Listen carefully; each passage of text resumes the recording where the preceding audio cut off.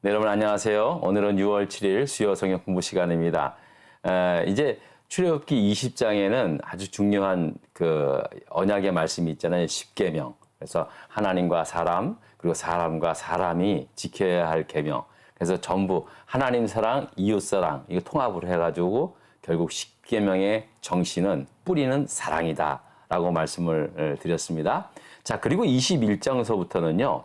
이제 21장 1절의 말씀을 보면 내가 백성 앞에 세울 법규는 이러하니라 라는 말씀으로 시작이 되거든요. 그러니까 법규들에 대해서 그러니까 십계명의 그 이 말씀들을 어떻게 지켜내야 할 것인가에 대한 규례들에 대해서 이제 쭉 말씀을 하고 있는 것입니다. 이것을 미시파팀이라고 했잖아요. 그래서 이것도 역시 하나님의 말씀이기 때문에 꼭 이제 잘 우리가 지켜야 한다고 말씀을 드렸고 오늘의 이 시대 우리가 오늘 현대 시대에는 우리가 이제 우리를 지켜내고 있는 이제 사법 시스템들이 다 있지 않습니까? 그리고 또 지켜야 할 헌법도 있고 또 형사소송법, 민사법, 뭐 형법, 뭐 이런 거 여러 가지 있는데 이제 물론 그런 것들이 있기 때문에 사실은 오늘 이 말씀에 대해 우리가 오늘 굳이 이 법규들이 우리의 일상생활에 어떻게 적용을 하느냐에 대해서는 이제 물론 좀 퀘스천이 있긴 합니다만은요.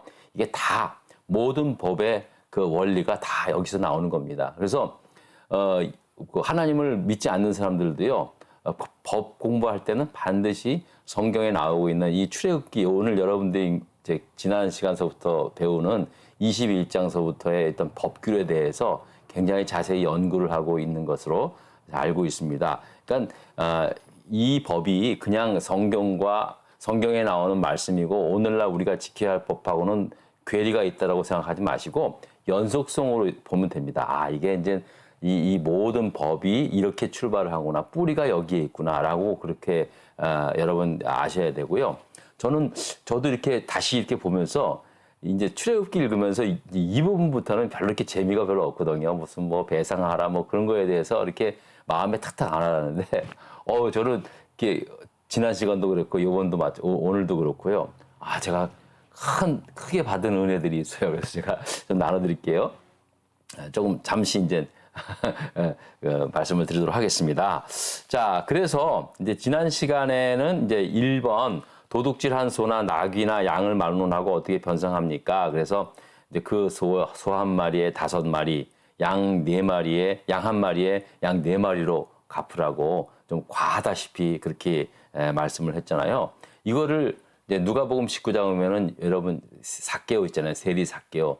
그가 이제 예수님이 그의 이제 뽕나무 위에서 예수님을 만나지 않습니까? 그래서 예수님이 삭개오야 내려오느라 내가 오늘 밤 너네 집에서 유하겠다. 그래가지고 가가지고 삭개오가 너무 기쁜 나머지 예수님 잘 대접하고 예수님 내가 누구한테 토색한 거 있다면 도둑질하거나 빼앗은 거 있다면 4배로 갚겠습니다라고 그렇게 삭개오가 얘기하지 않습니까? 그러니까 거기에 다 그 말이 이 규례서에 나오는 이 말씀에 다 이제 연결이 되어 있다는 거예요. 만약에 삭개오가 그렇게 한 것에 대해서 틀렸다면 예수님께서 너 그러지 말아라. 이제 내가 왔으니까 새롭게 해라. 가지고 4배 갚을 필요 없다. 이렇게 예수님께서 그렇게 말하지 않았어요.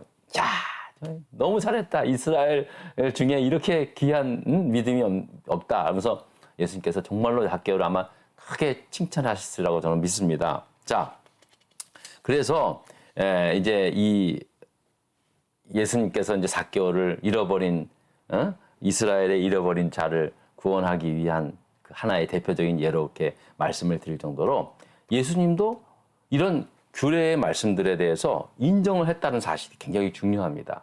그러니까 여러분들이 오늘날 우리랑은 맞지 않는다고 생각하고 여기에 이 부분에 대해서 그냥 넘어갈 이유는 전혀 없고요.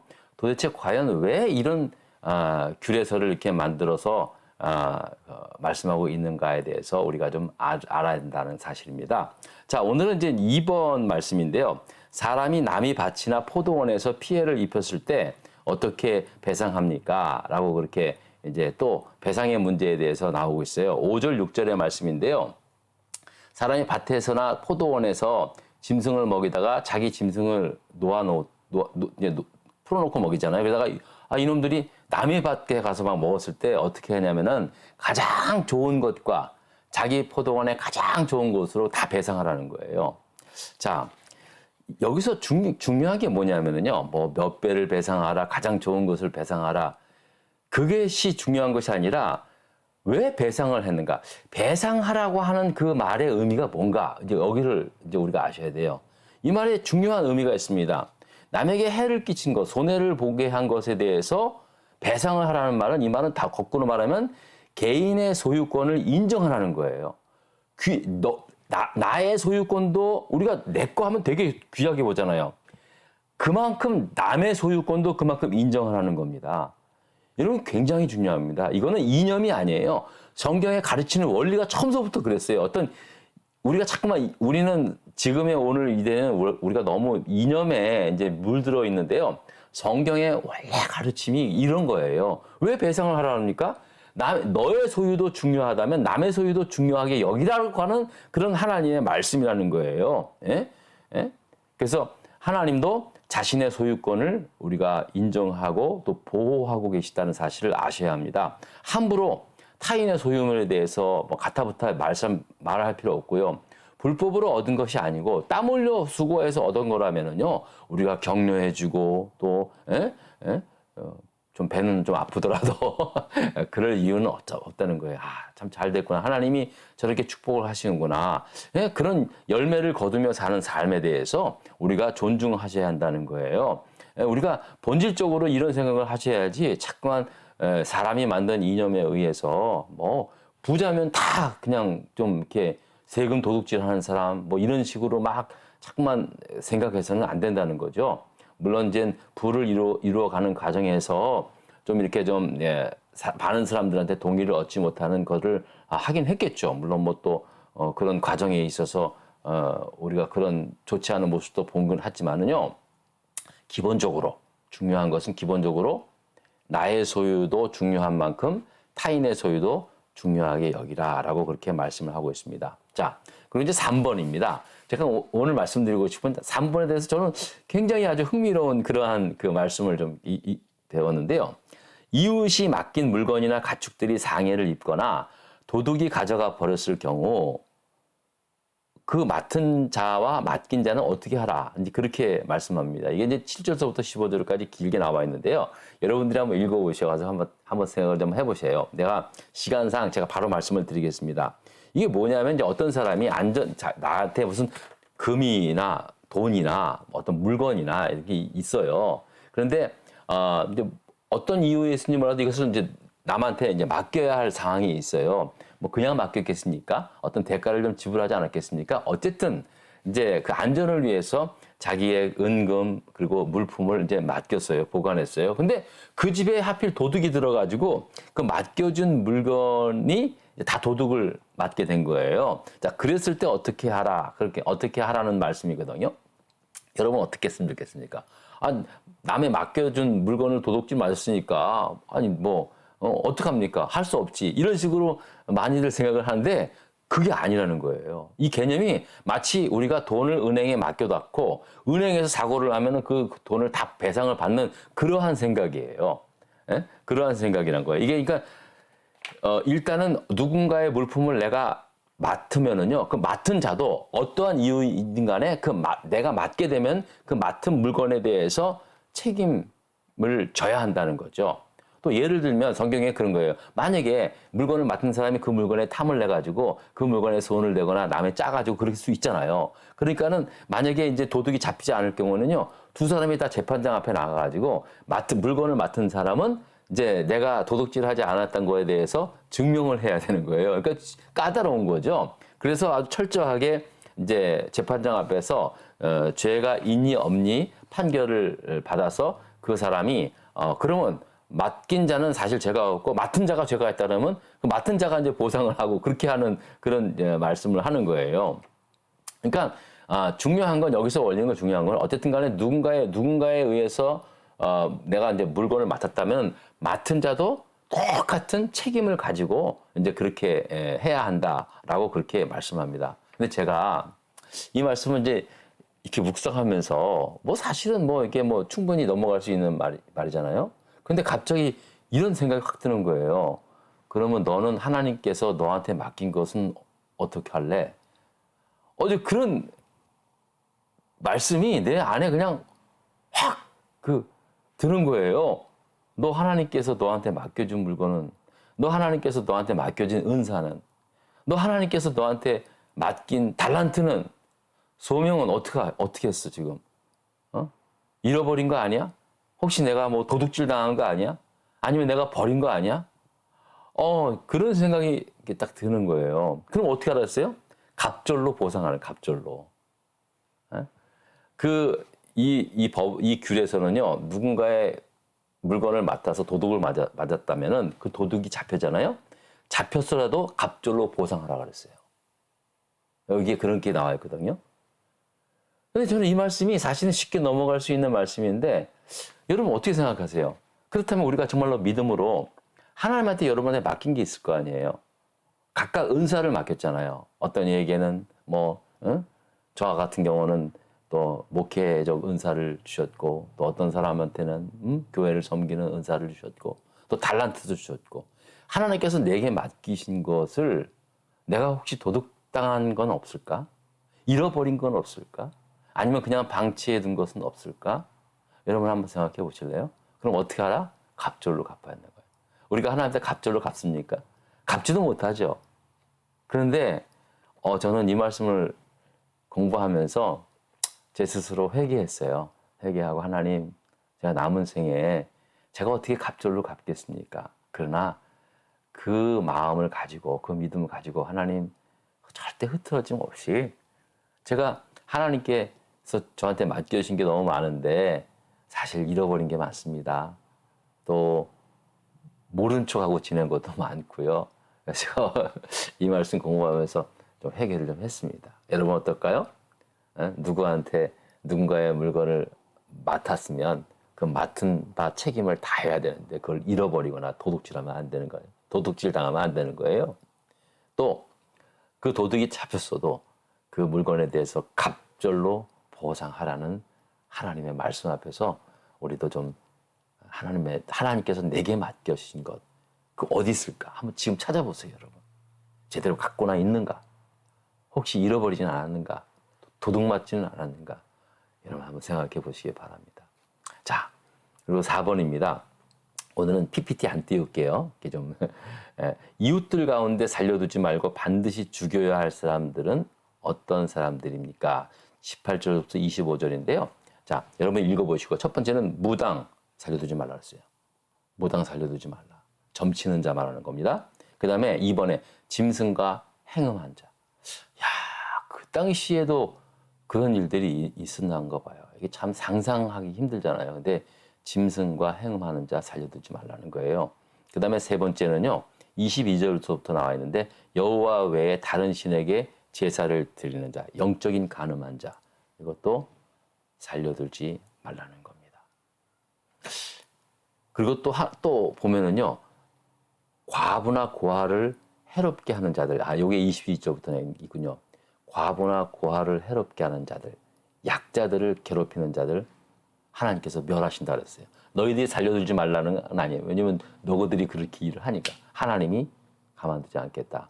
그렇게 아주 엄하게 말씀을 한 겁니다. 자, 이걸 오늘날로 말하면, 오늘날 이 말대로 그냥 그대로 할 수 있는 상황은 아니잖아요. 오늘날 그 법이 있으니까. 근데 중요한 건 뭐냐면, 이 4번에서 그런 건 그만큼 하나님이 싫어하는 죄라는 거예요. 점수를 따르고 말이에요. 내 옆에 무당을 가까이 하고, 또 짐승과 행음할 정도로 더러운 그 세욕에 빠진 것들, 하나님 정말로 싫어한다는 거예요. 여러분, 성욕은 어쩔 수 없잖아요. 인간의 욕구잖아요. 그죠? 하나의 어떤 인간의 하나의 기본적인 본능이잖아요. 근데 이것을 뛰어넘는 아주 그냥 이런 더럽고 추악한 그런 세욕을 쫓는 자들, 하나님이 정말로 싫어한다고 말씀을 하고 있습니다.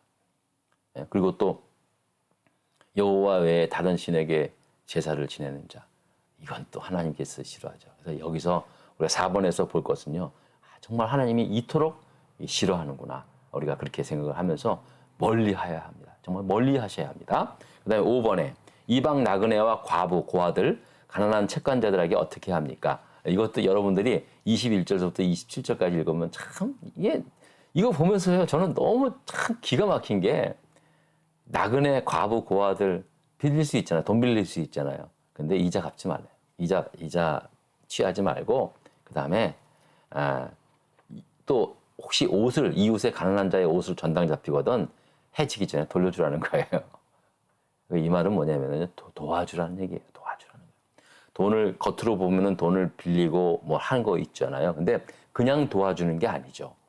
또 이 사람들은 또 돈을 빌리기 위해서 얼마나 애를 씁니까? 가서 좀 부탁도 해야 되고 그러면서 좀 또 자기 자존심도 좀 상할 수도 있고 그렇잖아요. 근데 돈을 어렵게 그냥 막 어렵다고 해서 턱턱 주는 게 아니라 이런 모든 과정을 통해서 어려움을 느낄 수 있어야 되죠. 그러나 가난한 사람들한테는 이자를 취하거나 그것에 대해서 얽매이거나 그렇게 하지 말라는 거예요.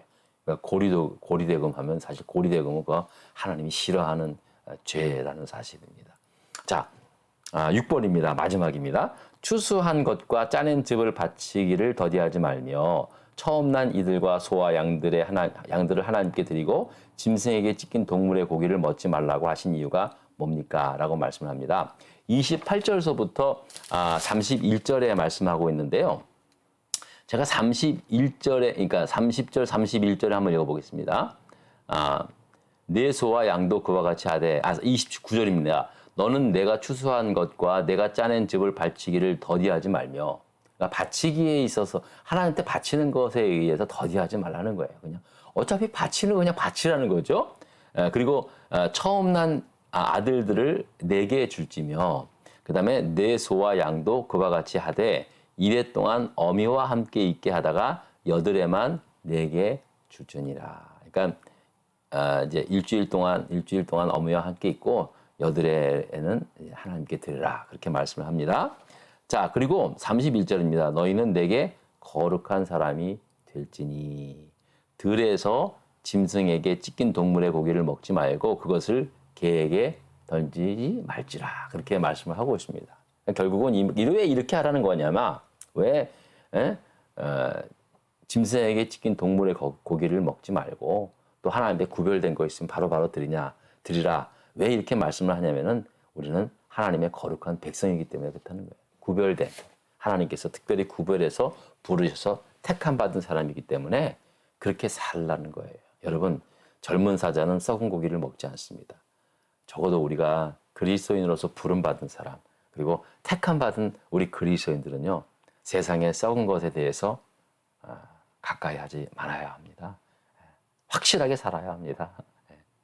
그랬을 때 하나님께서 이 세상의 모든 것들에 대한 그러한 그냥 썩은 것을 썩은 것으로 먹게 하는 것이 아니라 이 세상에 보는 눈을 달리하고요.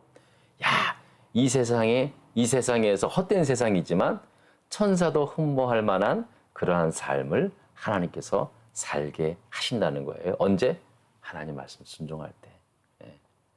그런 믿음의 삶, 복된 삶을 살아갈 수 있기를 주의 이름으로 축원합니다. 오늘 진행이 좀 빨랐죠?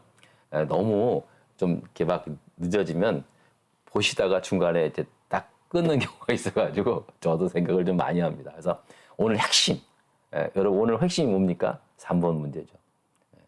누군가의 맡은 자에 있어서 그것이 도둑질 당했으면 2배 갑절로 보상해야 된다. 하나님께서 내게 맡겨진 것 내가 잃어버리거나 도둑질 당하거나 뭐 어떠한 핑계는 많아요. 그러나 우리는 갑절로 보상해야 되는 거예요. 잃어버렸다고 해서 또 누가 없어졌다고 해서 우리가 가만히 있는 게 아니라 해결된 게 아니라 이제 하나님 내가 하나님 부족하지만 또 갚을 수도 없지만 그러나 갑절로 하나님 앞에 내가 드리는 삶을 살겠습니다라는 그러한 믿음으로 살아갈 수 있는 저와 여러분 될 수 있기를 주님의 이름으로 축원합니다. 여러분 또한 한 주간도 건강하시고 늘 강건하게 살아가시기를 제가 늘 기도하겠습니다. 감사합니다.